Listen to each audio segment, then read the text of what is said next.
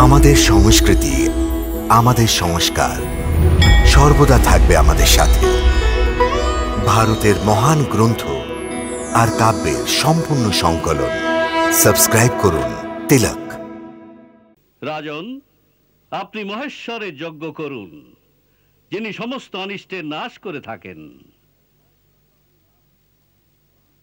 এই মহেশ্বর যজ্ঞের নাম হচ্ছে ধনুর্যজ্ঞ। ভগবান ভূতনাথের দেওয়া ধনুকের পূজার দ্বারা এই যজ্ঞ সম্পন্ন হয়, যা দুঃস্বপ্নের বিনাশ আর শত্রু ভয় নিবারণ করে। এই যজ্ঞ দ্বারা আধ্যাত্মিক, আধিদৈবিক আর উৎকট আধিভৌতিক এই তিন প্রকার উৎপাতের খণ্ডন সম্ভব হয়।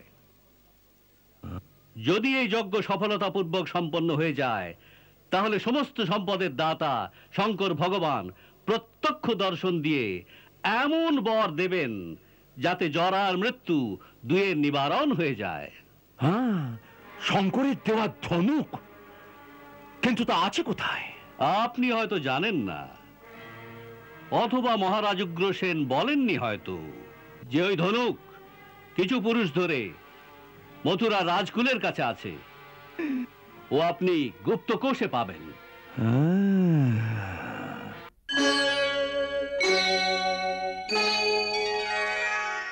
পুরাকালে এই মহান পশুপতি ধনুক নন্দীশ্বরের স্বয়ং পশুপতিনাথের থেকে প্রাপ্ত হয়েছিল। পরে উনি এক সময় পুষ্কর তীর্থে ওই ধনুক পরশুরামকে প্রদান করেন। কৃপানিধান পরশুরাম দেব তাই রাজকুলের পূর্বপুরুষদের দেন।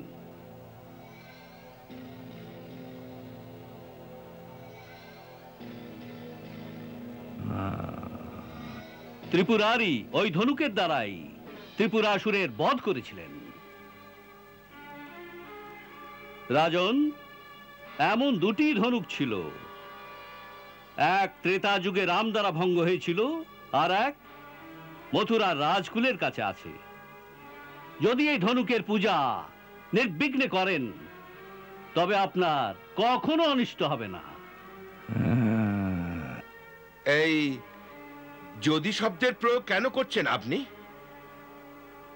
কেন এই পূজা নির্বিঘ্নে হওয়াতে আপনার কোনো আশঙ্কা আছে?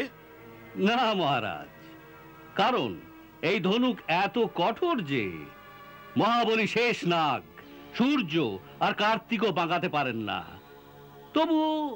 তবুও কি? গুরুদেব বলেছিলেন যে যদি যজ্ঞের মধ্যে ধনুক কখনো ভেঙে যায়, তো যজমানের নাশ হয়ে যাবে।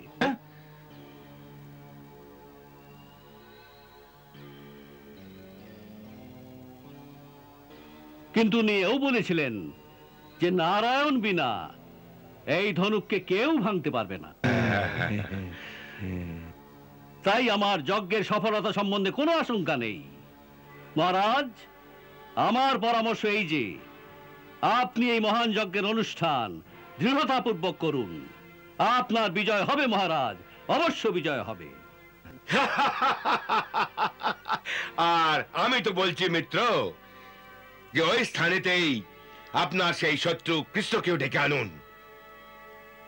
একই স্থানেতে আর একই সময়ে দুই কার্য সিদ্ধ হয়ে যাবে,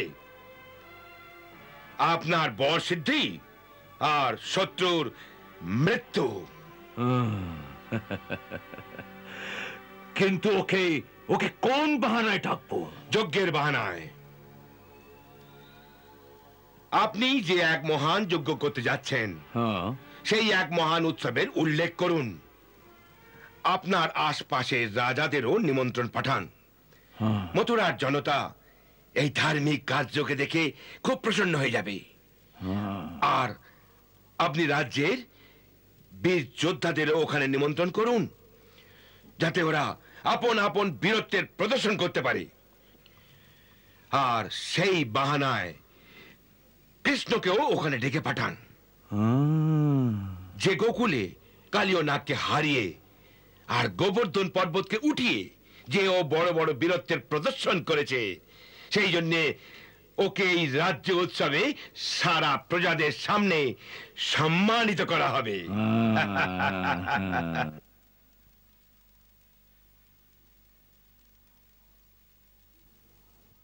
কি চাল, কি চাল!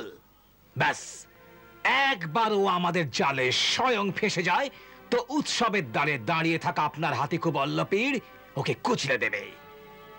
অথবা অথবা আমরা ওকে আখড়ায় মল্লযুদ্ধে আহ্বান জানাবো, আর সে মল্লযুদ্ধে আমাদের পালোয়ান ওর শরীরকে খণ্ড খণ্ড করে দেবে। এই হলো চাল। একবার স্বয়ং আমাদের সামনে এসে যায় তো আমার খড়গের একই আঘাতে ও শির ধর থেকে আলাদা করে দেবে।